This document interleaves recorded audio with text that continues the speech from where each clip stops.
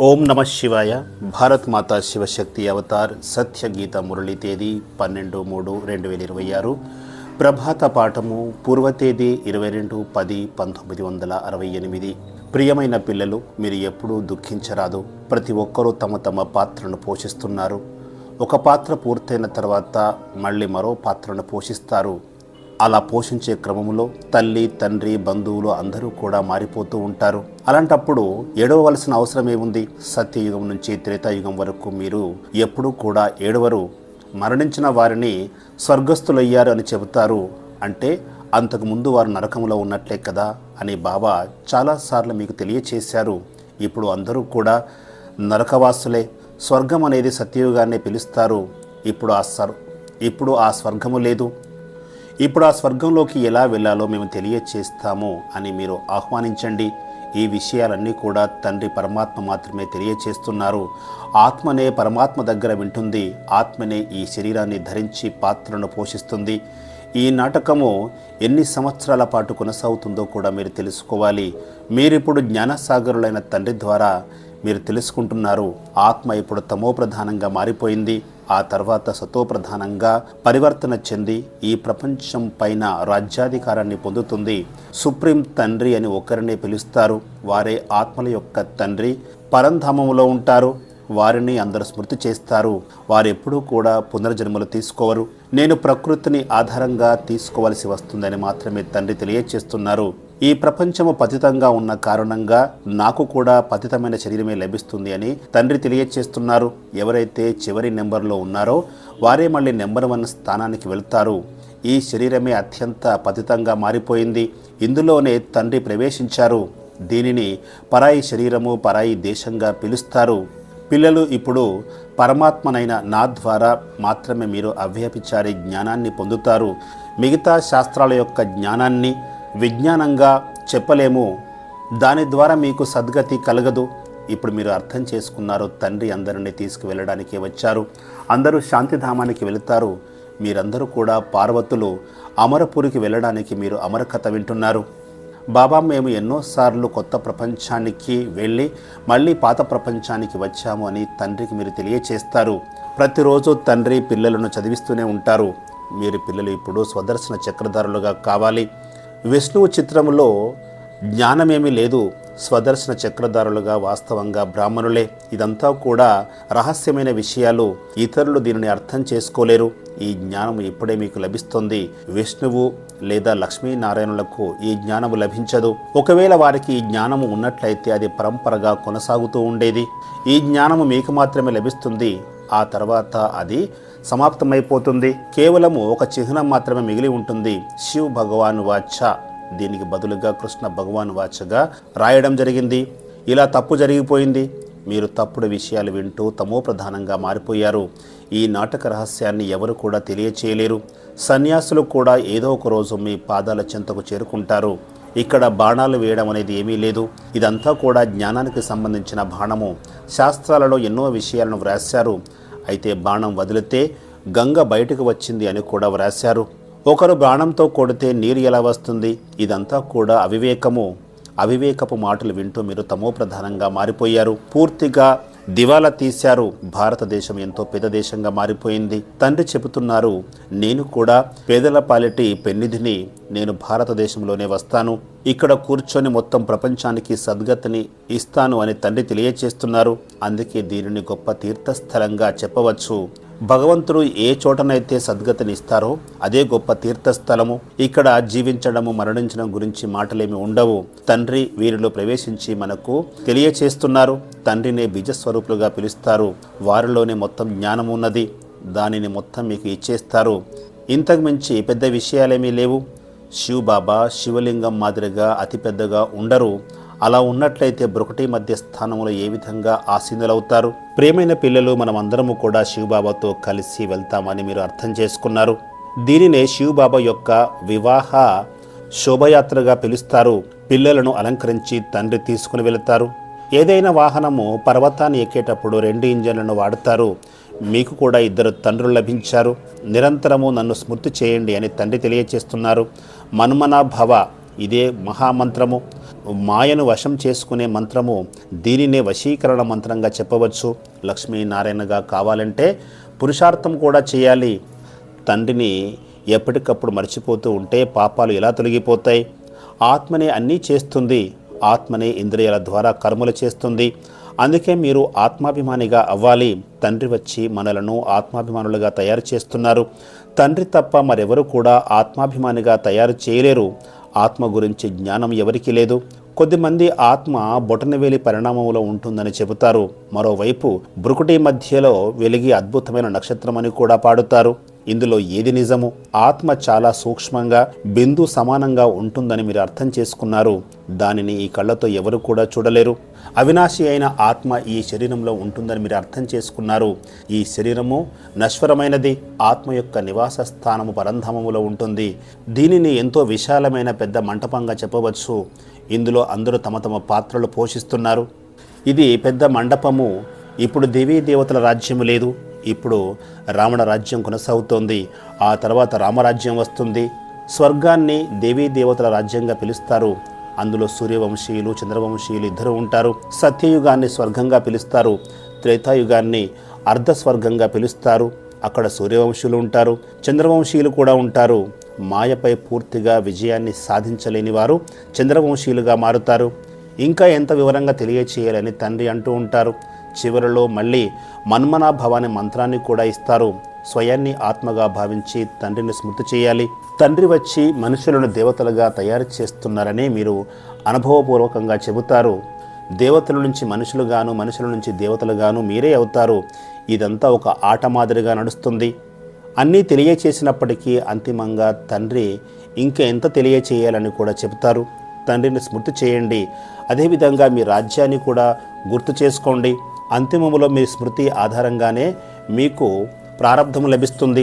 సద్గతిని తండ్రి మాత్రమే ఇస్తారు. సద్గతి కొరకు ఎలాంటి మతాన్ని ఇవ్వాలో తండ్రికి మాత్రమే తెలుసు. తండ్రికి తప్ప మరెవరికి తెలియదు. సద్గతి తండ్రి తప్ప మరెవరు కూడా ఇవ్వలేరు.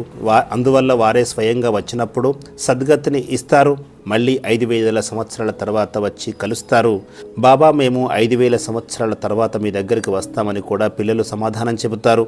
నేను డ్రామాలో బంధించబడి ఉన్నాను అని తండ్రి తెలియచేస్తున్నారు. భవిష్యత్ అనేది ఈశ్వరుని చేతిలో ఉండదు.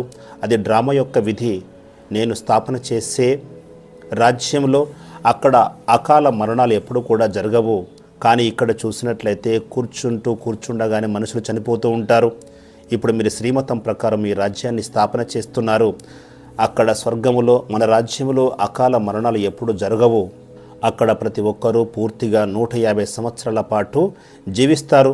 పవిత్రత ఉంటేనే శాంతి, సుఖము కూడా లభిస్తుంది.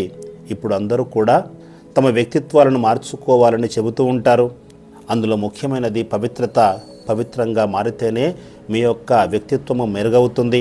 పవిత్రతను మార్చుకోగలిగితేనే మిగతావన్నీ కూడా మార్చుకోగలుగుతారు. పవిత్రత వెళ్ళిపోతే అన్నీ కూడా చెడిపోతాయి. ఇప్పుడు పురుషార్థం చేసి కమల పుష్ప సమానంగా అవ్వాలి.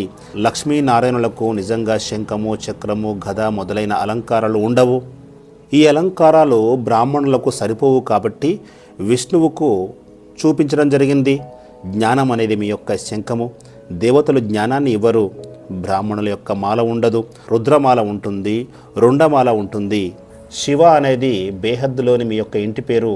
విష్ణు అనేది కూడా బేహద్దులోని మీ యొక్క ఇంటి పేరు. అందుకే వారికి సంబంధించిన మాల ఉంటుంది. బ్రాహ్మణులకు మాల ఉండదు.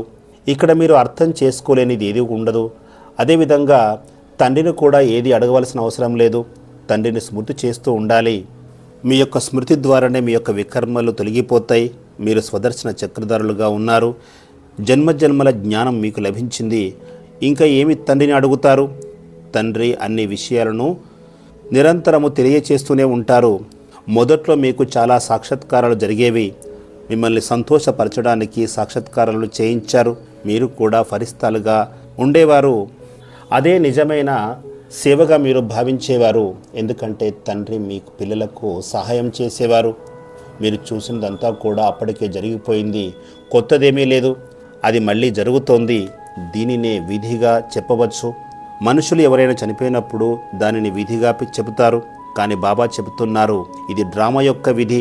ఇది ముందే నిర్మించబడిన డ్రామా.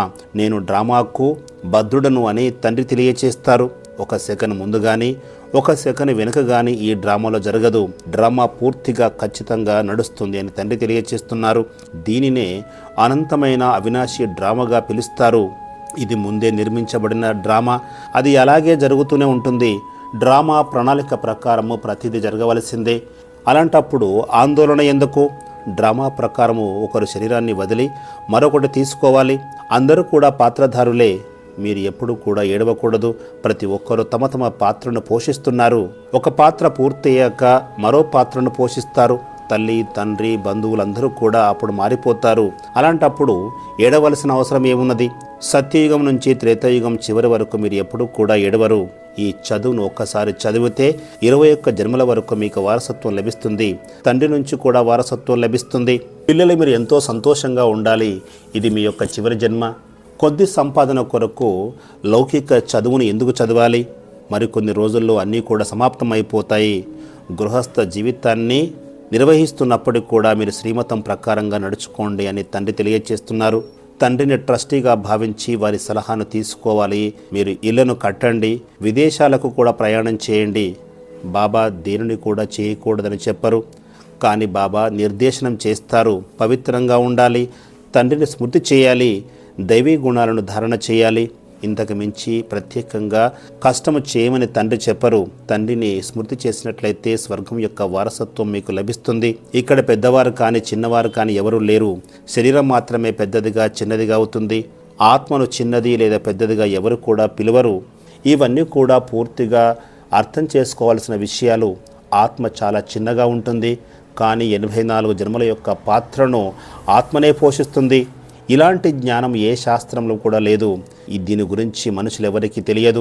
తండ్రి కూర్చొని మీకు తెలియచేస్తున్నారు. వారే జ్ఞానసాగరులు, వారే జ్ఞాన సంపన్నులు. ఈ మానవరూపి వృక్షానికి బీజరూపం వారే. సత్ చిత్ ఆనంద సాగరులు, పవిత్ర సాగరులు. శ్రీకృష్ణుని యొక్క మహిమకు తండ్రి మహిమకు చాలా తేడా ఉన్నది. ఇప్పుడు మీరు అనంతమైన తండ్రి నుంచి వారసత్వాన్ని తీసుకుంటున్నారు. శివబాబా వద్ద చదువుతున్నారు. లక్ష్మీ నారాయణులుగా అవ్వడానికి ఇదంతా కూడా కొత్త విషయమే కదా. కొత్త ప్రపంచం గురించి చెప్పేవారు కూడా కొత్తవారే అయి ఉండాలి. కానీ మనుషులు కృష్ణుడే చెబుతున్నారని అనుకుంటారు. ఒకవేళ కృష్ణుడు జ్ఞానాన్ని చెప్పి ఉంటే అందరికీ తెలిసేది కదా. కృష్ణుడిని స్మృతి చేయడం ద్వారా పాపాలు తొలగిపోవు. కృష్ణుడిని పతిత పావనులుగా ఎవరు కూడా చెప్పరు. తండ్రి మాత్రమే అందరికీ సద్గతిని ఇస్తారు. ఈ పతిత ప్రపంచంలో ఎవరు కూడా పవిత్రంగా కాలేరు. ఇప్పుడు మీరు దేవతలుగా అవుతున్నారు. అందువల్ల పురుషార్థం చేసి సతోప్రధానంగా అవ్వాలి. జలముతో స్నానం చేయడం ద్వారా పవిత్రంగా కాలేరు. స్వయాన్ని ఆత్మగా భావించి మధురమైన తండ్రిని స్మృతి చేయాలి. ఆయన ఎప్పుడూ కూడా మాధుర్యంగా ఉంటారు. అందరికీ ప్రియమైన వారు. మనకు విశ్వం యొక్క రాజ్యాధికారాన్ని ఇస్తారు. అలాంటి తండ్రిని ఎప్పుడూ కూడా మర్చిపోకూడదు. భగవంతుడు టీచర్గా మారి చదివిస్తున్నారు. అంతకు మించి ఇంకేమి కావాలి?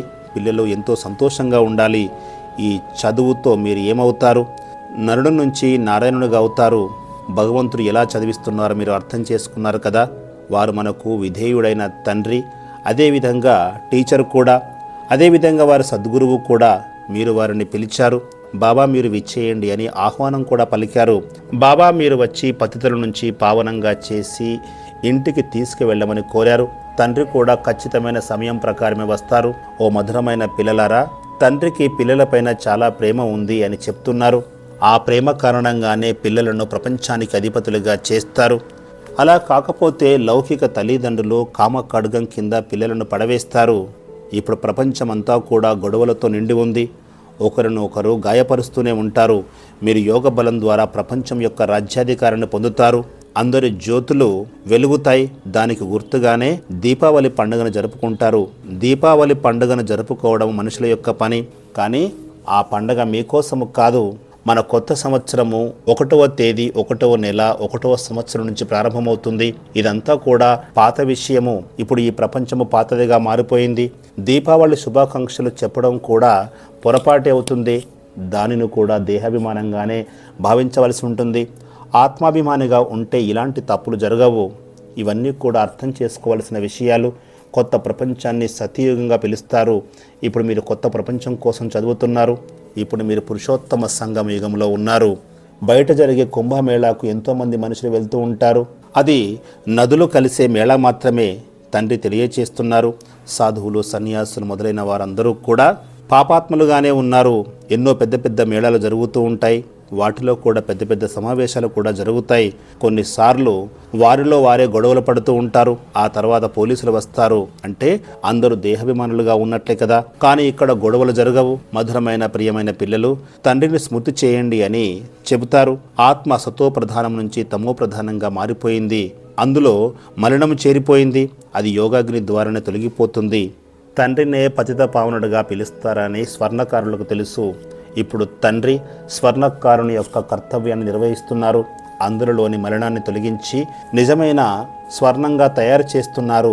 బంగారాన్ని ముందుగా అగ్నిలో వేస్తారు. అంటే దానిని యోగంగా భావించాలి. అంటే స్మృతి యొక్క అగ్నిగా భావించవలసి ఉంటుంది. విద్యార్థి కూడా తమ యొక్క గురువును గుర్తు చేసుకుంటారు. కానీ అది అగ్ని లాంటిది కాదు. యోగాన్ని లేదా స్మృతిని మాత్రమే అగ్నిగా చెప్పవలసి ఉంటుంది. ఎందుకంటే స్మృతి ద్వారానే మీ యొక్క పాపాలు భస్మమవుతాయి. తమో ప్రధానం నుంచి సతో ప్రధానంగా స్మృతి యాత్ర ద్వారానే మీరు అవుతారు. అందరూ సతో ప్రధానంగా కాలేరు. గత కల్పంలో ఎవరైతే పురుషార్థం చేస్తారో వారే అవుతారు. పరమాత్మనికి కూడా ఈ డ్రామాలో ఒక నిర్ణీతమైన పాత్ర ఉంది. ఏదైతే నిర్ణయించబడి ఉన్నదో అదే జరుగుతూ ఉంటుంది. దానిని ఎవరు కూడా మార్చలేరు. ఈ రీల్ తిరుగుతూనే ఉంటుంది. మంచిది. ఆత్మీయ పిల్లలకు ఆత్మీయ తల్లిదండ్రి బాప్దాదల యొక్క ప్రియ స్మృతులు మరియు నమస్తే. వరదానము: బంధనముక్తు భవ. మీకు శారీరక లేదా సంబంధాల యొక్క బంధనం ఏది కూడా ఉండకూడదు. బంధనరహిత ఆత్మనే ఉన్నతమైన స్థితిని చేరుకోగలదు.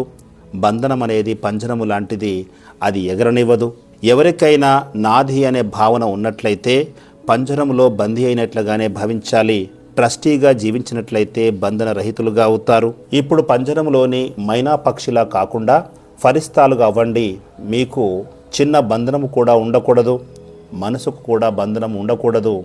ఏం చేయాలి, ఎలా చేయాలి, చేయాలనుకుంటున్నాను కానీ చేయలేకపోతున్నాను, ఇలాంటి పరిస్థితి ఉన్నది అంటే అవన్నీ కూడా మనసుకు సంబంధించిన బంధనాలే. పిల్లలు చాలా స్వతంత్రంగా ఉంటారు. మీరు పిల్లలుగా అవ్వడం అంటే బంధన రహితులుగా అవ్వడంగా భావించాలి. ఎవరైతే మర్జీవగా జీవిస్తారో వారే బంధనరహితంగా ఉంటారు. నన్ను స్మృతి చేయండి, సేవలో నిమగ్నం అవ్వండి అని తండ్రి మనకు ఒక పనిని అప్పగించారు. ఇందులోనే ఎల్లప్పుడూ నిమగ్నమై ఉండండి. మీరు స్మృతి, సేవ అనే బంధనంలో ఉన్నట్లయితే మీరు బంధనరహితులుగా అవుతారు. ఓం నమః శివాయ.